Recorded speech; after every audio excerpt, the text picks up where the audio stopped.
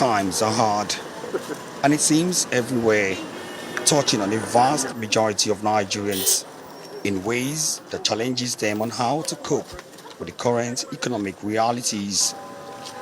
This civil servant tells me how difficult it has been to cope with his salary, even with the new minimum wage. I spend over 2,500 every day. And how much is my salary? It's not much. Before it's 1,000 every day. But because of this cost of living now, it's difficult. Everything is just skyrocketing. The inflation is high. Fuel subsidy removal, fuel price hike, and a couple of other tough economic decisions by government appear to have wiped out what would have been the gains of a 70,000 naira national minimum wage. To cope with the hard times, he now has to turn to a few side hustles. Others who have nothing else to fall back on simply skip work, showing up once in a while. I had other jobs. I'm a civil servant. I had other jobs. So that's how I just cope. If not, it will be difficult for me. To survive on my salary, it will be difficult. Similar testimonies abound on the streets. Transportation fare within the capital Abuja has more than doubled, leaving many commuters waiting hours for cheaper bus rides. Others resort to walking some distance to reduce the cost.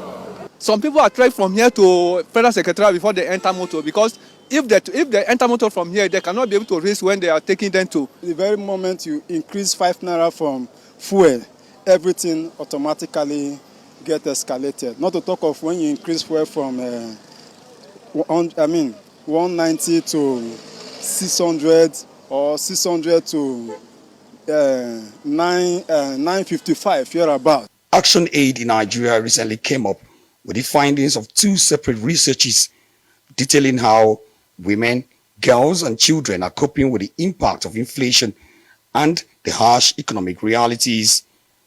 What they found is mind-boggling. Many Nigerians now resort to eating cassava leaves to stave off hunger. Andrew Memedu is the country director of Action Aid in Nigeria.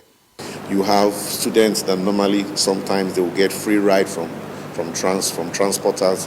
Transporters no longer give them free ride, so they have to walk and walk. Of course, you know the 0-1 children that normally eat before going to school. Parents will tell them just go to school when you come back. So they go to school until they come back around 2, 3 or 4. That's when they eat, and that's the only meal for the day. The research by Action Aid also shows rising cases of gender-based violence, with more men turning violent and transferring the aggression to their wives and children. According to Mamedu, many women have turned to prostitution to fend for their families. A few others now invade farms nearby to steal food crops from farmers in a manner that is unprecedented. These are petty thieves, people trying to survive. So they don't have what to use, they don't have how to survive. So they just go to farms around their communities and they steal from farmers. So farmers are, what would they do? They cannot fence their farms. Their produce are being attacked every day. Action Aid's report tallies with Arise News findings on the streets, and this woman's anger sums it all up. I saw a lady that just fainted now because of hunger. She has not been eating since morning, according to her elder sister. So many people are dying silently. So please, I don't want to say more because I'm very angry, I'm very upset. Action Aid believes the consequences are multifaceted and already manifesting in civil servants cutting corners like never before.